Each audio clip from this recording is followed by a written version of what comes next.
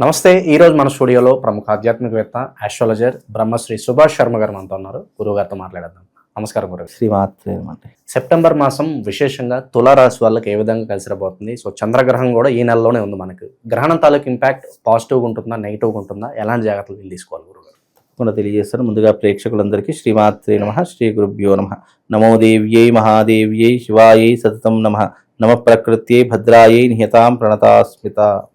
తులారాశి వారికి గ్రహణం యొక్క ఎఫెక్ట్ ఏమాత్రం లేదు కనుక తులారాశి వారికి శుభయోగాలే ఉన్నాయి, అదృష్ట యోగాలే ఉన్నాయి తప్ప అంత చెప్పుకోదగ్గటువంటి నెగిటివ్ పాయింట్స్ అయితే ఏమీ లేవు.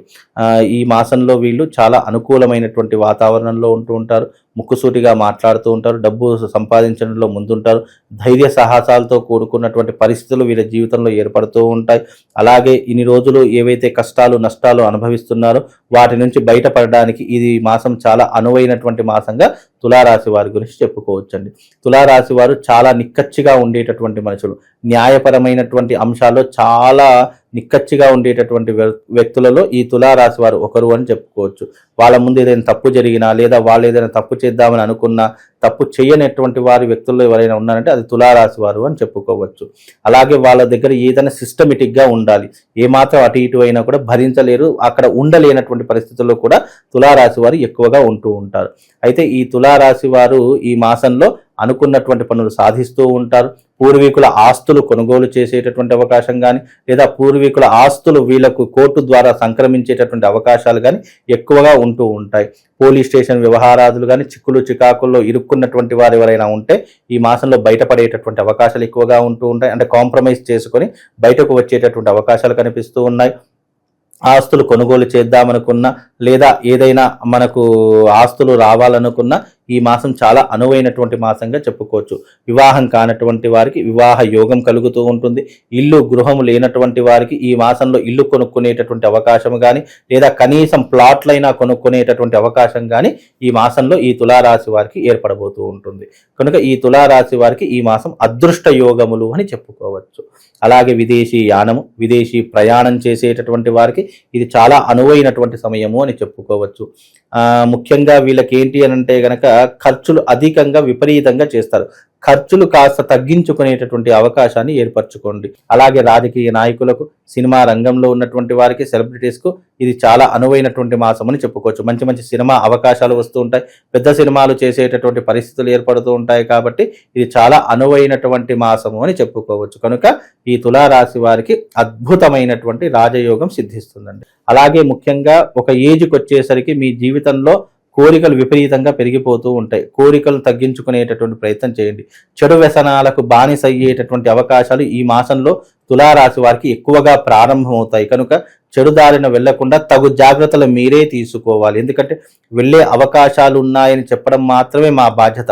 వెళ్లకుండా మీ మనస్సుని, మీ జ్ఞానాన్ని, మీ బుద్ధిని కంట్రోల్లో చేసుకోవడము మీ చేతుల్లో ఉన్నటువంటి పని. కనుక చెడు మార్గం గుండా వెళ్లకుండా పరస్త్రీ వ్యామోహంలో కానీ డబ్బు వ్యామోహంలో పడిపోయి మీ యొక్క జీవితంలో ఉన్నటువంటి లక్ష్యాన్ని మర్చిపోయేటటువంటి ప్రయత్నం మాత్రం చేసుకోకండి. ఎట్టకేలకు ఈ మాసం వీళ్లకు కొద్దిగా అనువైనటువంటి మాసమే తప్ప అంత చెప్పుకోదగ్గటువంటి అంశాలు అయితే ఏమి కనిపించట్లేదు. స్ట్రక్ అయిపోయిన అమౌంట్ మొండి బకాయిలు కూడా వచ్చే అవకాశాలు కనిపిస్తున్నాయి గురుగారు. ఈ మాసంలో తప్పకుండా మొండి బకాయిలు ఏవైతే ఉన్నాయో వసూలు చేసుకునేటటువంటి పరిస్థితులు ఏర్పడతాయి. ధైర్య సాహసాలు పెరిగేటటువంటి పరిస్థితులు ఏర్పడుతూ ఉంటాయి. వీలైనంత వరకు డబ్బు నిలిచిపోయినటువంటి పరిస్థితుల్లో తిరిగి రాబట్టుకోవడానికి ఎన్నో పన్నాగాలు చేస్తూ ఉంటారు, ఎన్నో ప్రయత్నాలు చేస్తుంటారు. కాబట్టి డబ్బులు తిరిగి వచ్చేటటువంటి అవకాశాలు కూడా ఉంటాయి. అలాగే మీ జీవితంలో ఎవరిని డబ్బు నమ్మి ఇచ్చి మోసపోకండి. ఎందుకంటే నమ్మకంతో కూడుకున్నటువంటి డబ్బులు ఎప్పటికీ కూడా తిరిగి రావు. కనుక వీలైనంత వరకు డబ్బు విషయంలో చాలా జాగ్రత్తగా ఉండేటటువంటి ప్రయత్నం చేసుకోండి. అలాగే ఏదైనా కూడా నోటి మాట పనికిరాదు. ఏదైనా నోటు మాట అంటే పేపర్ వర్క్ ఉన్నటువంటిదే పనికొస్తుంది. అలాంటివి ఏవైనా పేపర్ వర్క్ ఉన్నటువంటి పనులే చేసుకోండి తప్ప నోటి మాటతో కూడినటువంటి పనులు చేసుకోకండి. అలాగే ఈ మాసంలో ఏదైనా పెట్టుబడులు పెట్టాలనుకున్నా, లేదు అని అంటే గనక ఎక్కడికైనా విహారయాత్రకు వెళ్ళాలనుకున్నా చాలా అనువైనటువంటి మాసంగా చెప్పుకోవచ్చు. తప్పకుండా పెట్టుబడులు పెట్టాలి అంటే గనక స్టాక్ మార్కెట్లో పెట్టండి, గోల్డ్ బిజినెస్ మీద పెట్టండి, అలాగే భూముల మీద మీరు పెట్టుబడులు పెట్టండి. తప్పకుండా అది సఫలీకృతమయ్యేటటువంటి అవకాశాలు మీ జీవితంలో ఏర్పడతాయండి. ఇక విశేషంగా ఎలాంటి జాగ్రత్తలు, పరిహారాలు తీసుకుంటే బాగుంటుందంటారు వీళ్ళు? ముఖ్యంగా ఈ తులారాశి వారికి వీలైనంత వరకు నేను ఒక శివశక్తి స్ఫటికలింగం ఇస్తాను. ఆ శివశక్తి స్ఫటికలింగాన్ని మీ ఇంట్లో పెట్టుకుని ప్రతినిత్యం దాని ముందర కూర్చుండి ఓం నమ శివాయ అనేటటువంటి పంచాక్షరి మంత్రాన్ని 108 సార్లు దాని ముందర కూర్చొని చెప్పుకునే ప్రయత్నం చేయండి. తద్వారా మీకు జీవితంలో ఉన్నటువంటి ఆటంకాలు, ఇబ్బందులు, ఆర్థికపరమైనటువంటివి, ఆరోగ్యపరమైనటువంటి అన్నీ కూడా పూర్తయ్యేటటువంటి అవకాశాలు ఏర్పడతాయండి. కొన్ని నక్షత్రాల వాళ్ళకి, కొన్ని రాసుల వారికి ఈ గ్రహణం చెడుగా ఉంటే, కొన్ని రాసుల వారికి, కొన్ని నక్షత్రాల వారికి పాజిటివ్నెస్ ఎక్కువగా ఉంటుంది.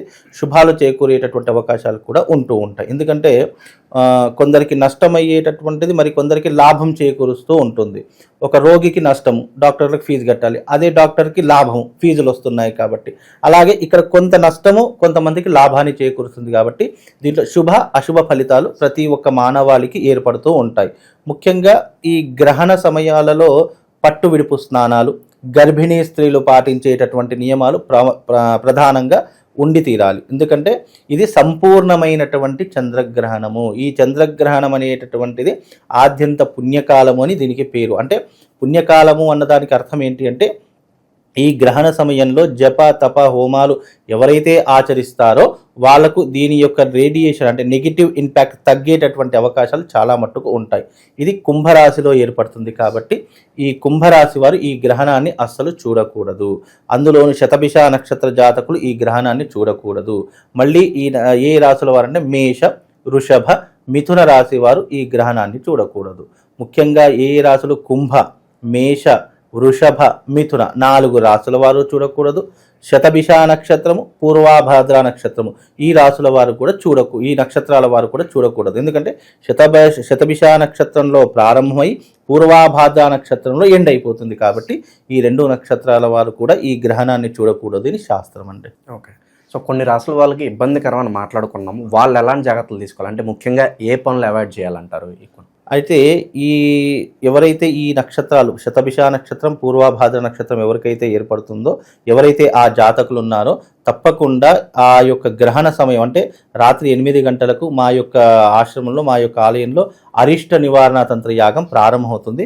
మీరు ఎవరైనా శతభిష నక్షత్రం వారు, పూర్వాభాద్ర నక్షత్రం వారు ఉంటే గనక రండి, ఈ యొక్క పూజలు చేసుకోండి. గ్రహణ సమయంలో చేసేటటువంటి తాంత్రిక విధానాలటువంటి పూజలు కొన్ని ఉంటాయి, అవి వచ్చి చేయించుకుంటారు. అలాగే రాశులలోకి వస్తే గనక కుంభరాశి వారు తప్పకుండా ఆచరణ చేసుకోవాలి.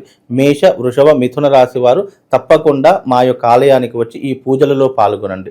ఎందుకంటే గ్రహణం యొక్క ఎఫెక్ట్, రేడియేషన్, నెగిటివ్ ఇంపాక్ట్ ఎక్కువగా ఈ నక్షత్రాల మీద, ఈ రాశుల మీద ప్రభావం చూపిస్తుంది. ఇక ఈ రాశుల వారికి నెగిటివ్ ఇంపాక్ట్ కదా, ఇక పాజిటివ్ ఇంపాక్ట్ ఉన్నటువంటి రాశుల్లో ముఖ్యంగా 4 రాశులు ఉన్నాయండి. ఒకటి కన్యా రాశి వారికి మహర్జాతకం పట్టబోతుంది ఈ గ్రహణ యొక్క ఎఫెక్ట్ వల్ల. అలాగే ధనస్సు రాశి వారికి మహర్జాతకం పట్టబోతుంది. మీన రాశి వారికి మహర్జాతకం పట్టబోతుంది. అందులోనూ సింహరాశి వారికి, ఈ 4 రాశుల వారికి ఈ గ్రహణ సమయం వల్ల మహర్జాతకం పట్టబోతుంది. ఓవరాల్గా తులారాశి వాళ్ళ పరిస్థితి, అలాగే ఎలాంటి జాగ్రత్తలు తీసుకోవాలి చాలా బాగా వివరించారు ఈ మాసంలో. ధన్యవాదాలు.